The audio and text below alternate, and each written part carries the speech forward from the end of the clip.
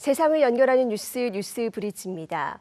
인간의 뇌와 컴퓨터를 연결하는 SF 영화 속 설정이 조만간 현실이 될지도 모르겠습니다. 미국에선 임상시험 참가자까지 모집하는 등 관련 연구가 활발한데요. 한양대 임청환 교수와 이야기 나눠봅니다. 교수님 어서 오세요. 안녕하세요. 예, 얼마 전 이 뉴럴링크라는 책 내셨습니다. 네. 어떤 내용을 담으셨습니까? 네, 뉴럴링크는 뇌 컴퓨터 인터페이스 기술에 대해서 일반인들도 쉽게 이해할 수 있도록 여러 가지 적용 사례라든가 미래 전망을 포함해서 쓴 과학 교양서입니다. 뇌 컴퓨터 인터페이스는 생각만으로 주변 기기를 제어하거나 의사소통을 할 수 있게 해주는 기술로 알려져 있는데요. 넓은 의미로는 뇌 신호를 분석해서 소비자의 제품에 대한 선호도를 파악하는 뉴로 마케팅이나 스스로 자신의 뇌를 조절하게 하는 뉴로 피드백, 그 사용자의 감정이나 뇌 상태를 읽어서 게임이나 교육에 적용할 수 있게 하는 수동형 BCI와 같이 비교적 덜 알려진 다양한 기술들에 대해서도 소개하고 있습니다. 뿐만 아니라 뇌에 일종의 브레인 칩을 삽입을 해서 기억을 조절하거나 지능을 높이는 전자 두뇌 기술이나 인지 능력을 향상시키는 인공 두개골과 같은 최근에 개발되고 있는 기술도 소개하고 있습니다. 근데 너무 기술 위주로만 설명을 하면 딱딱할 수도 있기 때문에 일반 독자분들이 좀 궁금해하는 뇌공학 연구실에서 일어나는 에피소드라든가 아니면 기술 개발하는 과정에 있었던 비하인드 스토리 같은 것들도 최대한 넣으려고 노력했습니다. 네, 굉장히 여러 가지 분야가 있네요. 뇌와 컴퓨터를 연결한다. 정말 상상만 해도 꿈 같은데 이렇게 되면 구체적으로 어떤 일이 가능해집니까? 일단 뇌와 컴퓨터를 연결하는 방법에는 머리 표면에서 측정한 뇌파를 이용하는 비침습적인 방법과 두개골 내부, 그러니까 뇌 바로 위에 전극을 삽입해서 뇌의 신호를 읽어드리는 침습적인 방식으로 나눌 수가 있는데요. 일단 침습적인 방식은 수술을 필요로 하지만 훨씬 정확하게 뇌 신호를 해독하는 게 가능합니다. 뇌 컴퓨터 인터페이스 기술은 기본적으로 몸이 불편하신 분들, 특히 사지마비 상태의 분들이 생각만으로 주변 기기나 휠체어나 로봇팔 등을 제어할 수 있는 기술로 개발이 되고 있는데요. 뿐만 아니라 외부와 의사소통이 단절된 분들, 흔히 감금증후군이라고 하는데요. 이런 분들이 생각만으로 외부와 의사소통을 할 수 있는 그런 새로운 수단으로 활용될 수가 있습니다. 최근에는 일반인들의 뇌파를 실시간으로 분석해서 명상을 도와준다거나 아니면 숙면을 취할 수 있게 해준다거나 아니면 학습할 때 집중도를 향상시키는 등의 새로운 응용 분야들이 계속해서 개발되고 있습니다.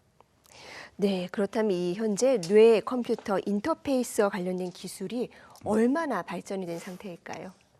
일론 머스크 뉴럴링크는 인체 대상 임상실험 계획을 발표하면서 총 3가지 부류의 환자들을 대상으로 뇌 컴퓨터 인터페이스를 적용하겠다라고 밝혔는데요. 첫 번째가 앞을 보지 못하는 시각장애인, 두 번째가 소리를 듣지 못하는 청각장애인, 세 번째가 팔다리를 움직이지 못하는 사지마비 장애인들이 그들인데요.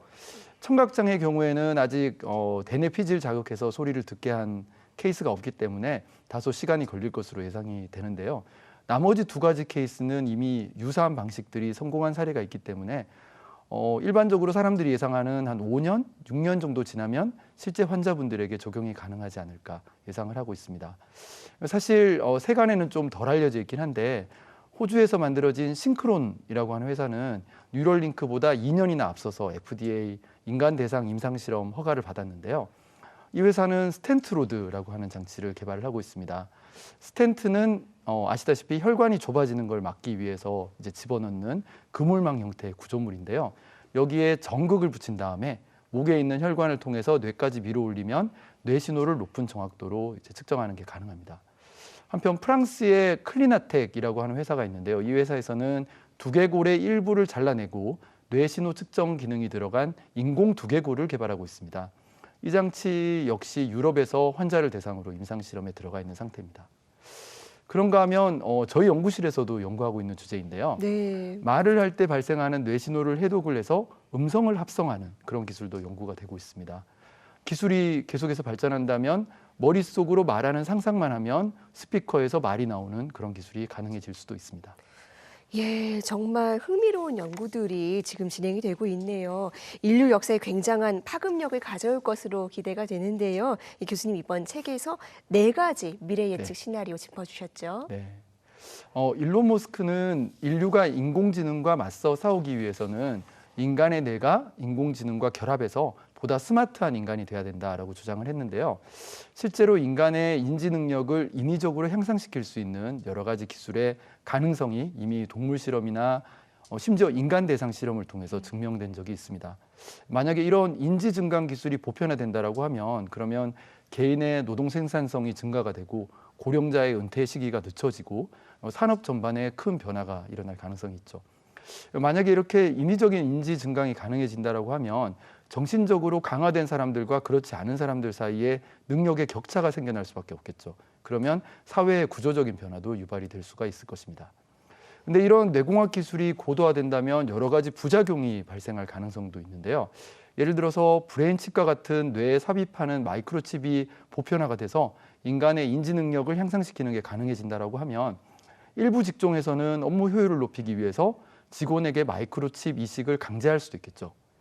그리고 아직은 먼 미래 일이긴 합니다만 전자두뇌가 실제로 구현이 돼서 인간에게 이식이 되는 그런 단계가 된다라고 하면 인간이 타고난 지적 능력이나 아니면 후천적인 노력에 의해서 지적 능력을 향상시키는 것이 아니라 뇌에 어떤 칩을 삽입했느냐에 따라서 그 사람의 정신적인 능력이 결정이 될 수도 있겠죠.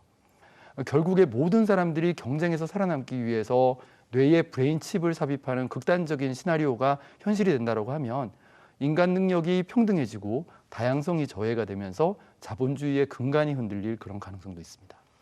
예, 그렇다면 말씀해 주신 것처럼 어떤 윤리적인 문제가 제기될 수도 있다면 우리는 어떤 자세를 가져야 된다고 보십니까?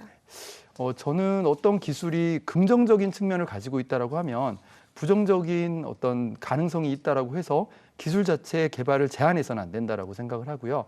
기술을 개발하기 전에 충분한 논의를 통해서 이런 부작용들을 예방할 수 있는 사회적인 안전망을 구축해야 된다라고 생각을 합니다. 특히 뇌컴퓨터 인터페이스를 포함한 뇌공학 기술은 장애나 뇌질환을 가진 사람들이 삶의 질을 향상을 하고 다시 이제 보통의 삶으로 복귀하는 것을 도와주는 이제 기술로 개발이 되고 있기 때문에 더욱 그러하고요.